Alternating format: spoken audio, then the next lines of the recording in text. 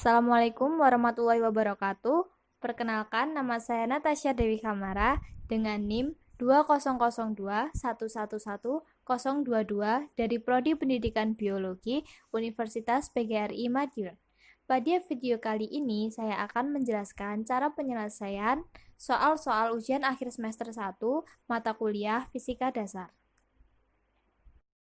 Jadi ini merupakan soal pertama, diketahui V0 20 meter per sekon dengan ketinggian awal 50 meter dengan gaya gravitasi 10 meter per sekon kuadrat dan theta sebesar 30 derajat.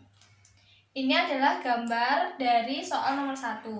Kemudian pertanyaan yang A yang ditanyakan adalah waktu saat bola mencapai titik tertinggi, yaitu di sini titik tertingginya. Itu yang ditanyakan berarti T1. Untuk rumus T, kita gunakan rumus V0 sin theta per gravitasi. Kemudian di sini T-nya T1 sama dengan V0-nya kita masukin 20 sin 30 per 10. Ini kita pindah sini ya. Sini T1 sama dengan 20 dikali setengah per 10.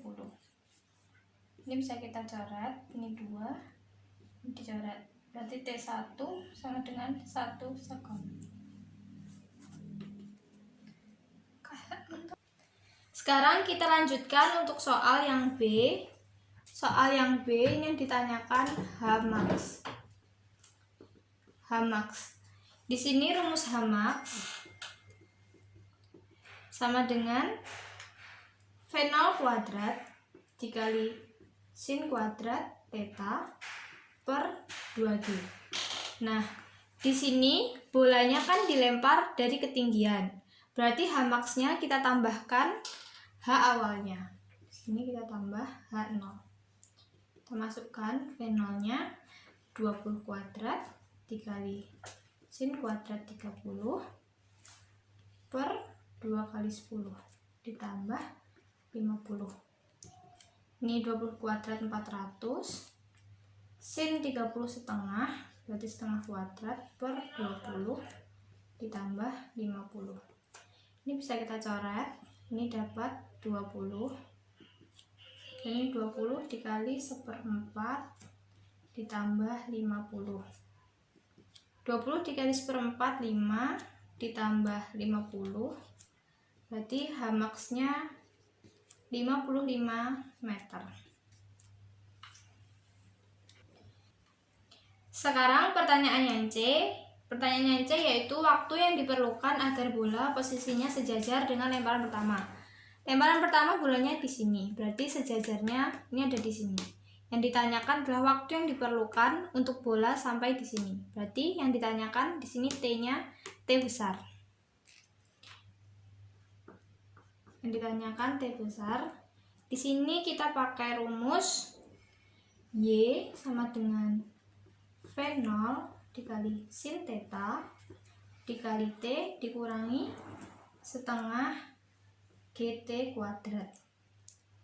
Di sini Y-nya 0, V0-nya 20 dikali sin 30 dikali T-nya di sini T besar dikurangi setengah dikali 10, T-nya juga T besar. Sini 0 sama dengan 20 dikali setengah dikali T min setengah kali 10 5 T kuadrat. Kemudian ini jadi 10T min 5T. Ini 5T kuadrat ya. Ini 5T kuadrat. Kemudian kita pindah rumusnya. Kita pindah ruas, maksudnya kita pindah ruas sini.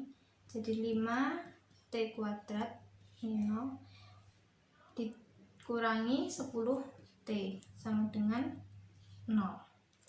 Di sini bisa disederhanakan, dibagi 5 tinggal T kuadrat min 2T. Kemudian pindah ruas, T kuadrat sama dengan 2T. Di sini T-nya boleh dicoret. Jadinya T-nya sama dengan 2 sekon. Jadi waktu yang diperlukan untuk bola sejajar dengan lemparan pertama yaitu 2 sekon. Kita lanjutkan untuk pertanyaan yang D. Yang D yang ditanyakan adalah waktu yang diperlukan untuk bola mencapai tanah. Berarti di sini ditanyakan T aksen. T aksen. Di sini kita pakai rumus H ya atau S. Di sini hanya SGLBB. SGLBB itu kan P0T ditambah setengah GT kuadrat. Di sini tandanya berubah min karena dia arahnya melemparnya ke bawah. Jadi ini H0 sama dengan V0 dikali sin theta karena dia yang dipakai yang ke atas dikali T dikurangi setengah kali G kali ini T aksen dikali T aksen kuadrat. Di sini H0-nya kita masukkan min 50. Kenapa min 50? Karena gerakan ke atas itu kan positif, sedangkan bolanya jatuh ke bawah tanah, itu artinya dia bernilai negatif. Berarti negatif 50 sama dengan 20 dikali sin 30 kali T aksen dikurangi setengah kali 10 dikali T aksen kuadrat. Sini min 50 kali 20 kali setengah T aksen min 5 T aksen kuadrat min 50 20 kali setengah 10 T aksen min 5 T aksen kuadrat. Kemudian ini bisa kita sederhanakan, kita bagi 5 semuanya. Jadi ini min 10, ini 2T aksen dikurangi T aksen kuadrat. Kemudian kita jadikan satu ruas. Di sini T aksen kuadrat min 2T aksen min 10 sama dengan 0. Nah, untuk mencari faktor dari ini, kita tidak bisa memfaktorkannya secara langsung. Jadi kita pakai rumus ABC atau untuk mencari T1, T2 nya itu akar min B plus minus akar 4 min AC. Ini akar B kuadrat min 4AC per 2A. Di sini ini sebagai A, ini B, ini C. Kita masukkan di sini T aksen 1 2. Berarti di sini min B berarti min ketemu min jadinya 2 plus minus akar B kuadrat min 2 kuadrat min 4 dikali A nya 1 C nya min 10 per ini plus minus ya per 2A, A nya 1. Ini jadinya 2 plus minus akar 4 dikurangi 4 kali 1 kali min 10 berarti minus 40 ketemu min tinggal jadinya plus 40 per 2A. 2 plus minus akar 4 ini 2A nya berarti 2 kali 1 sini 2 plus minus akar 44 per 2. Karena ini masih plus min, ini kan T1 dan T2. Berarti sini T1 nya 2 plus akar 44 per 2. Ini akar 44 nya kita keluarkan ya, 2 ditambah kan ini 44 dikali 11, 4 akar 4 itu 2, berarti dikeluarkan 2 akar 11 per 2. Ini 2 nya dikeluarkan jadi 1 plus akar 11 per 2 dicoret, tinggal 1 plus akar 11. Ini 1 plus akar 11 kalau dihitung pakai kalkulator dia jumlahnya 4,32 sekon. Ini T2-nya saya pindah di sini. Ini kan tadi sudah plus, sekarang T2-nya yang negatif. 2 min akar 44 per 2. Ini 2 min 2 akar 11 per 2. Sama dengan dikeluarkan 1 min akar 11 per 2. Ini 2-nya bisa dicoret. Kita pindahkan sini. T2 sama dengan 1 min akar 11. Kalau kita hitung pakai kalkulator, dia jumlahnya min 2,32. Waktu itu kan nggak mungkin negatif, berarti ini jelas tidak memenuhi untuk dimasukkan ke dalam rumus. Jadi waktu yang diperlukan bola untuk mencapai ke tanah adalah 4,32 sekon atau T1.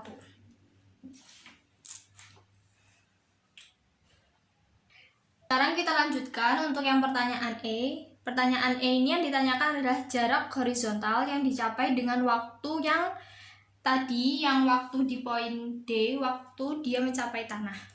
Berarti di sini yang ditanyakan X, X-nya ini yang poin E, X saat dia di tanah. Tadi waktu yang dipakai untuk mencapai tanah, T-nya, T aksennya 4,32 sekon.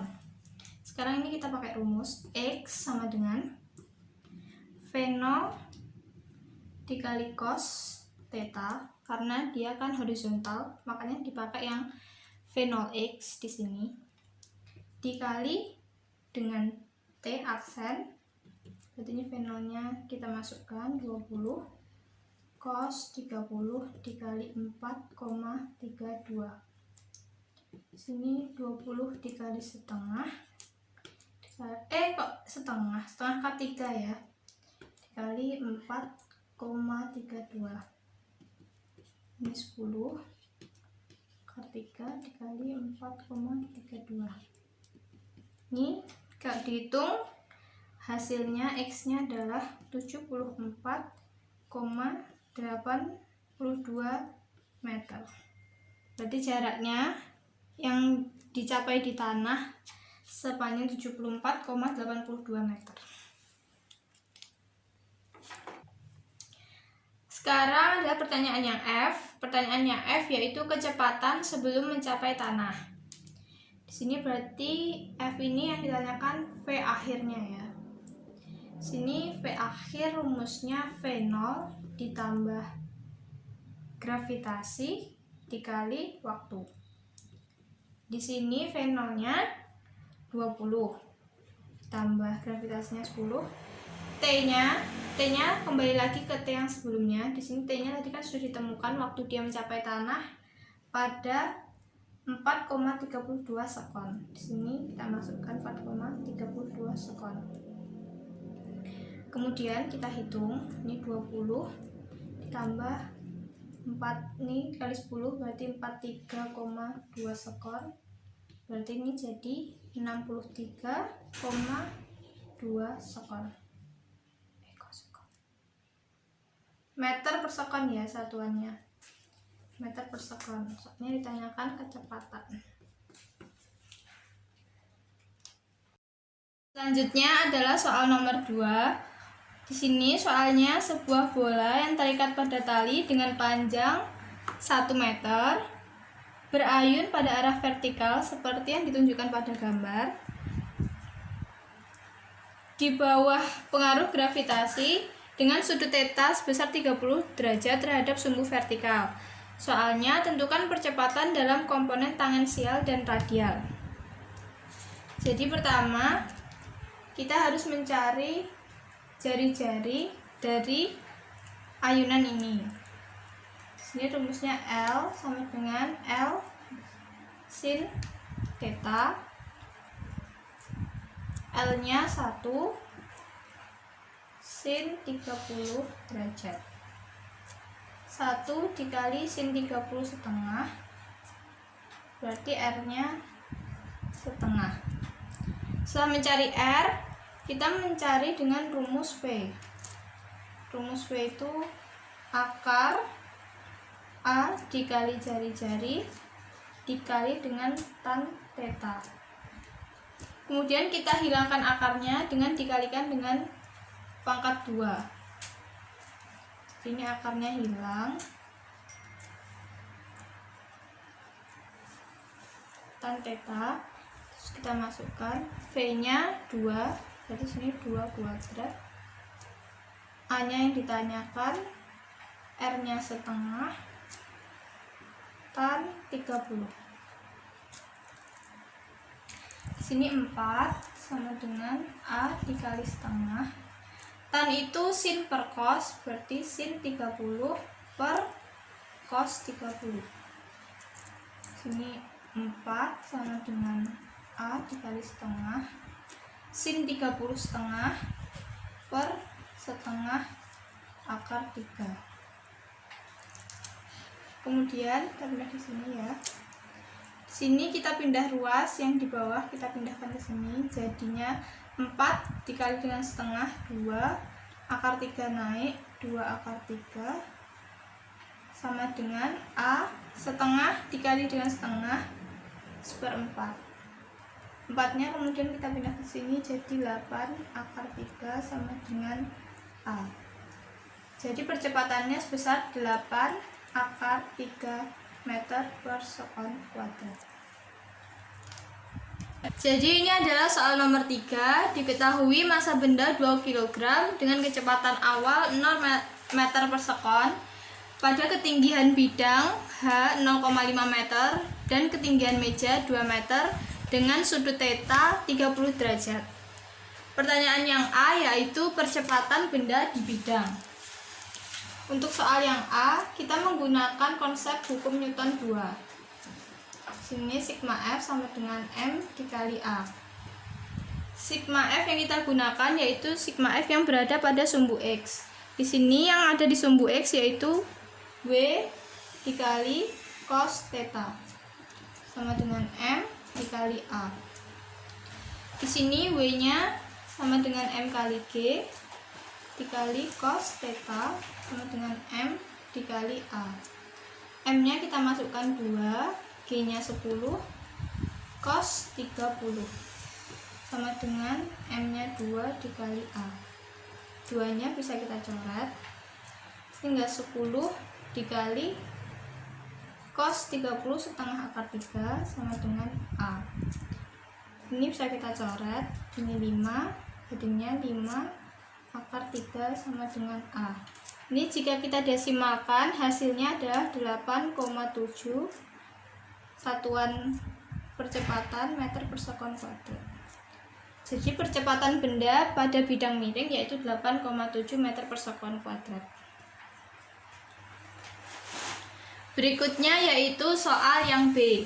Yang ditanyakan adalah V saat lepas dari bidang miring. Berarti yang ditanyakan kecepatan di akhir saat benda mencapai ke lantai.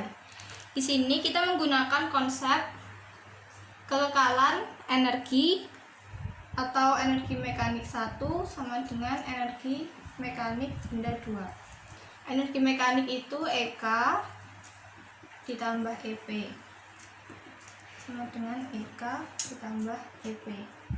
Sini karena yang benda 1 berarti EK 1, EP 1, EK 2, EP 2. Nah, pada saat benda di atas bidang miring, kecepatan awalnya 0, sehingga dia tidak memiliki energi kinetik. Tetapi dia memiliki energi potensial. Berarti di sini kita tulis energi potensial M dikali G dikali H. Sebaliknya, pada saat dia menyentuh lantai, dia memiliki energi kinetik. Di sini setengah mv kuadrat. Tetapi dia tidak memiliki energi potensial karena pada saat benda menyentuh lantai, dia tidak memiliki ketinggian sehingga ketinggiannya 0. Jadi di sini langsung aja kita tulis 0. Di sini berarti sama dengan M-nya 2 kg dikali 10 dikali H-nya 0,5 atau setengah sama dengan setengah dikali M-nya 2, V-nya yang ditanyakan. Terus ini bisa dicoret. Ini dicoret sama dengan 10 sama dengan V kuadrat. Berarti V-nya kita tarik akar 10 sama dengan V. Akar 10 kalau didesimalkan menjadi 3,2. Satuan dari kecepatan yaitu meter per second. Jadi kecepatan akhir saat benda menyentuh lantai yaitu 3,2 meter per second. Berikutnya adalah soal nomor C, yaitu jarak terjauh yang dicapai benda saat dia meluncur dari bidang miring. Tetapi untuk mencari jarak terjauh, kita memerlukan waktu yang diperlukan untuk mencapai ke lantai. Maka dari itu, ini yang saya kerjakan soal D dulu, yaitu waktu saat benda menyentuh lantai.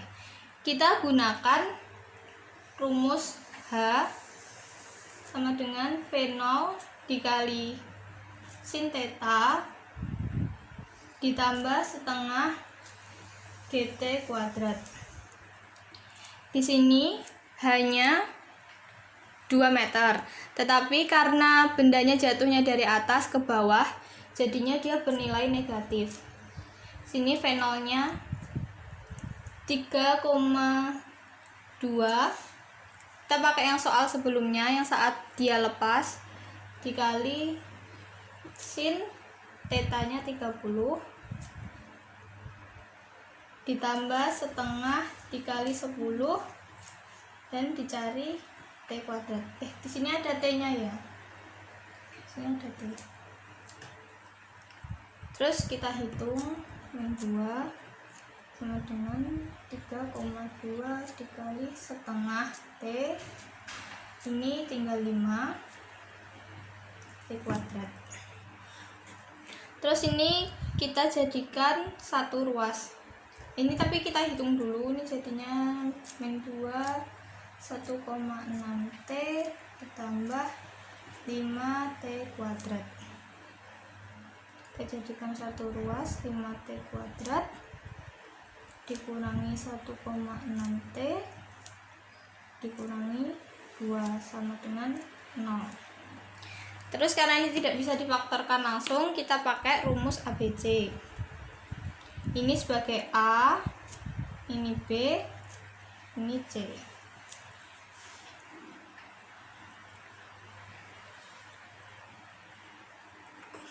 Setelah itu kita gunakan rumus ABC, di mana T12 berarti min B plus minus akar B kuadrat min 4AC per 2A.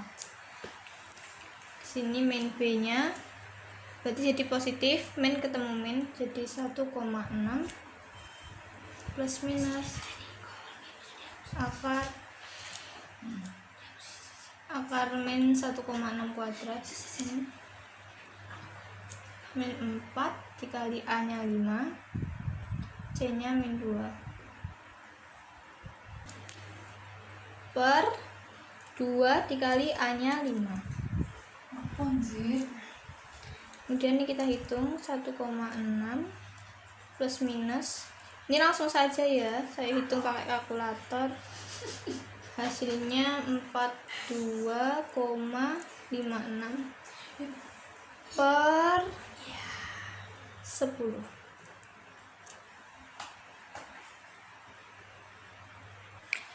Kemudian ini akarnya kita keluarkan jadi 1,6 plus minus akar 42,56 itu sama dengan 6,5 per 10 per 10. Terus ini kita tulis T1 nya di sini. T1 nya nih, T1 sama dengan 1,6 ditambah 6,5 per 10 sama dengan 8,1 per 10 berarti 0,8. Kemudian T2 di sini 1,6 min 6,5 per 10 sama dengan min 4,9 per 10 atau minus 0,5. Nah, Karena waktu itu tidak mungkin negatif, maka persamaan yang kita ambil waktunya adalah yang 0,8. 0,8 ini nanti kita gunakan untuk menghitung jarak terjauh. Jadi waktu yang kita masukkan ke rumus jarak terjauhnya nanti waktunya 0,8. Kita lanjut ke soal yang C, jarak terjauh atau R. Sini rumusnya R itu V0 cos ya, berarti V0 cos theta dikali dengan T. Ingat waktunya yang tadi waktu saat dia menyentuh lantai. Di sini V0-nya kita pakai V saat dia lepas, berarti 3,2 dikali cos 30 dikali waktunya tadi 0,8. Ini berarti 3,2 dikali cos 30 itu setengah akar 3 dikali 0,8. Ini berarti hasilnya kalau dikali ini dihitung pakai kalkulator adalah 2,2 meter.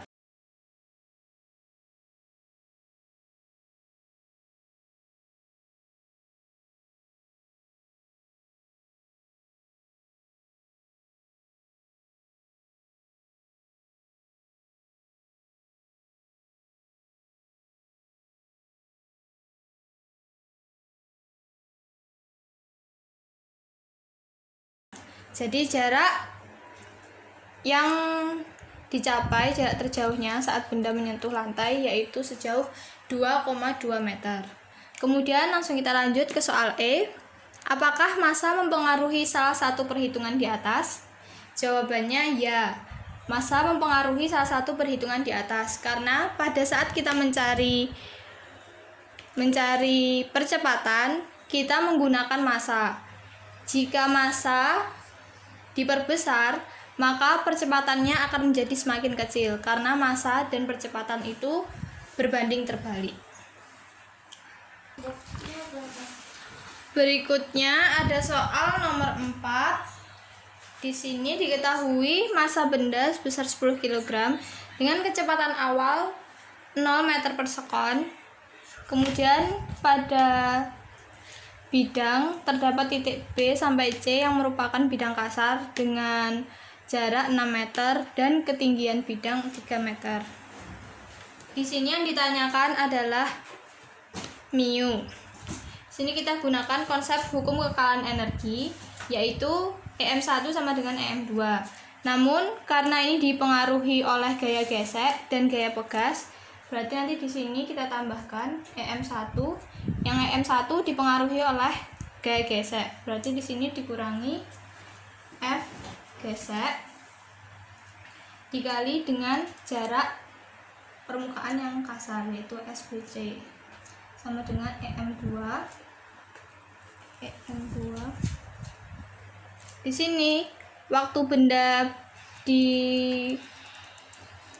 posisi yang terakhir dia dipengaruhi oleh gaya pegas. Berarti di sini kita tambahkan dengan energi potensial pegas. Untuk EM1 di sini ada EK1 ditambah dengan EP1 dikurangi dengan gaya gesek, rumus gaya gesek mu dikali N dikali jarak permukaan yang kasar, sini EP ditambah EK, EP2 tambah EK2 ditambah dengan energi potensial pegas. Nah, kemudian pada awal kan bendanya diam, berarti dia tidak memiliki EK. Di sini EK-nya kita isi 0, ditambah EP-nya berarti M dikali G dikali H dikurangi mu. N itu kan sama dengan W ya. Sini N, ini W. Berarti dia M dikali G dikali jarak permukaan kasar sama dengan, karena benda berada di sini, dia tidak mengalami energi potensial dan energi kinetik, tetapi dia terkena dengan energi potensial pegas. Jadi sini EP2-nya 0 karena dia tidak memiliki ketinggian dan EK-nya juga 0. Di sini EP pegas yaitu setengah dikali K dikali delta X. Ini M-nya kita masukkan 10 dikali 10 dikali hanya 3 dikurangi mu dikali 10 dikali 10 dikali jarak permukaan kasar 6. Ini setengah. K-nya 2250 dikali dengan delta X-nya 0,3. Ini 300 kurangi 10 kali 10 kali 6 600 mu sama dengan ini kuadrat ya rumusnya, ini kuadrat, ini setengah kali 2250 itu 1125 dikali 0,3 kuadrat 0,9. Ini kita pindah ruas, min 600 mu sama dengan ini dikalikan jadi 101,25 dikurangi ini pindah ke sini 300. Kemudian di sini min 600 mu sama dengan ini hasilnya minus 198,75. Terus ini kita bagi dengan ini hasilnya 0,33. Jadi mu-nya sebesar 0,33. Berikutnya yaitu soal nomor 5.